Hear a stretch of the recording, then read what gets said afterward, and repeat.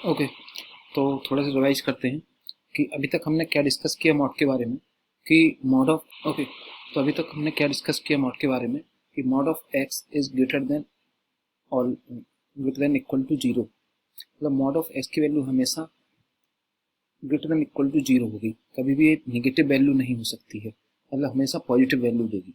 Mod हमेशा positive value देगा। Mod बोले, मॉडुलस बोले, मैग्नीट्यूड बोले, एक ही बात है। अगेन, अगर कोई बोलता है कि मॉड ऑफ एक्स का जो आंसर है वो प्लस माइनस एक्स है तो ये गलत है, ये ऐसा नहीं होता। मॉड ऑफ एक्स का आंसर प्लस माइनस एक्स नहीं है, जबकि वास्तव मॉड ऑफ एक्स क्या है कि मॉड ऑफ एक्स कंडीशनल होता है कि मॉड ऑफ एक्स का आंसर माइनस एक्स भी है और प्लस एक्स भी है। कैसे? जब मॉड ऑफ एक्स का आंसर माइनस एक्स तब है जब एक्स लेस देन जीरो हो, और mod of x positive x answer तब देता है if x is greater than zero ना। अगेन, अब आगे बढ़े। If mod of x equal to a then x equal to minus a और एक्स इक्वल टू ए। मतलब यदि mod of x equal to कोई नंबर लिखा है तो एक कंडीशन तभी सेटिस्फाई होगी जब एक्स इक्वल टू या तो माइनस ए होगा या ए होगा। माइनस ए होगा तो ए वाली कंडीशन यहाँ पर x equal to minus a put करेंगे, और चूंकि नेगेटिव है तो यहाँ पर माइनस माइनस प्लस, तब भी आंसर आउटपुट आएगा। और अगर x equal to a put करेंगे तब भी यहाँ पर आंसर इस कंडीशन में पुट करने पर अकॉर्डिंग टू दिस कंडीशन हमेशा आंसर ए आएगा।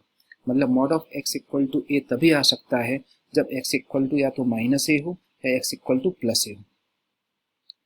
कभी भी नेक्स्ट केस, कभी भी मॉड ऑफ एक्स का जो आंसर है वो नेगेटिव नहीं आएगा।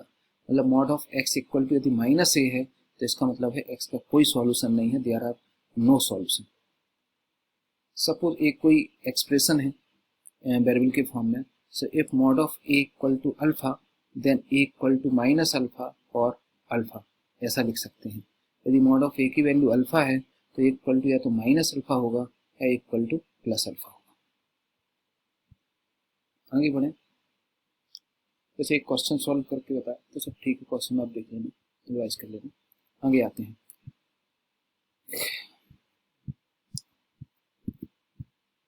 Next one, if mod of x greater than a है तो इसका मतलब ये हुआ ये चीज तभी हो सकता है, ये एक्सप्रेशन या ये कंडीशन तभी फॉलो हो सकती, तभी होल्ड हो सकती है जब या तो एक्स ग्रेटर देन ए हो या एक्स लेस देन ए हो। मतलब अगर नंबर लाइन पर ए के राइट हैंड साइड जाएंगे, ए से बड़ी कोई वैल्यू पुट करते हैं तब भी मॉड ऑफ एक्स का आंसर ग्रेटर देन ए होगा, या ए से कोई छोटी वैल्यू पुट करते हैं तब भी मॉड एक्स का आंसर ए से बड़ा होगा। जैसे यहाँ पर मैंने डिस्कस किया if mod of x greater then 4, तो अगर मैं 4 से कोई भी ग्रेटर वैल्यू पुट करता हूँ 5, 6, 7, तो भी जो आंसर आ रहा है वो 4 से ग्रेटर देन आ रहा है। सिमिलरली अगर -4 से कोई लेस देन वैल्यू पुट करता हूँ, सपोज -5, -6, -7, तब भी जो आउटपुट आ रहा है वो 4 से ग्रेटर देन आ रहा है। लेकिन यदि मैं वैल्यू -4 और +4 के बीच में कोई भी नंबर यहाँ पे पुट करता हूँ तो मेरा जो आंसर आ रहा है वो 4 से लेस देन आ रहा है। मतलब अगर आपको mod of x equal to greater than a है ये तभी पॉसिबल है जब एक्स या तो ग्रेटर देन ए हो या एक्स लेस देन ए हो। सेम कंडीशन इक्वलिटी के लिए भी फॉलो होती है, ग्रेटर देन इक्वल टू हो तब भी यही है, माने x is greater than equal to a होगा या फिर x less than equal to minus a होगा, तभी ए कंडीशन फॉलो होगी। Next one is x less than a. अगर mod of x less than a है तो इसका मतलब ये हुआ, या मॉड ऑफ एक्स का आंसर लेस देन ए तभी आएगा जब आप एक्स को रिप्लेस करेंगे माइनस ए से ए के बीच में कोई भी वैल्यू रखेंगे। माइनस ए से ए के बीच का मतलब ये हुआ कि x greater than minus a and x less than ए।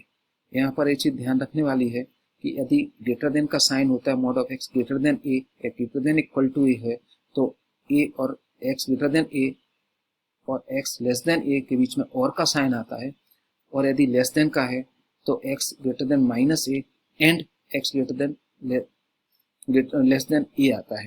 ये चीज ध्यान रखने वाली है। अब इनके अकॉर्डिंग कोई क्वेश्चन कर लेते हैं छोटे मोटे। जैसे सपोज कोई क्वेश्चन है कि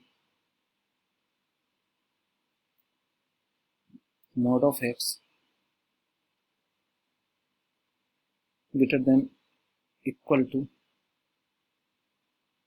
7, डायरेक्ट लिख दें आप, कोई इशू नहीं। जैसे आपने देखा ग्रेटर देन इक्वल टू है, तो ग्रेटर देन इक्वल टू है तो जो आंसर आएगा वो x की जो वैल्यू होगी या तो लेस देन इक्वल टू -7 होगी और x is greater than equal to 7 होगा। दो ही केस हो सकते हैं जिससे x की जगह पर रखने पर आपका आंसर ग्रेटर देन 7 आएगा। तो ये जो है इसके अकॉर्डिंग आपका आंसर हो गया फाइनल। डायरेक्ट आंसर आप लिख दें कि x less than equal to -7, मतलब x छोटा है -7 से। अब कोई वैल्यू किसी से कितनी भी छोटी हो, -∞ से छोटी तो हो नहीं सकती है, तो यहाँ पर आएगा -∞ टू -7। अब चूंकि -7 पे इक्वल टू का साइन है तो यहाँ पर क्लोजिंग ब्रैकेट आएगा। और का मतलब हमेशा यूनियन होता है, यूनियन। और दिस वन इज, यहाँ पर भी आपका 7 पे इक्वल टू साइन है तो यहाँ पर भी क्लोज इंटरवल स्क्वायर ब्रैकेट आएगा। This one is 7 to infinite. So that is the answer.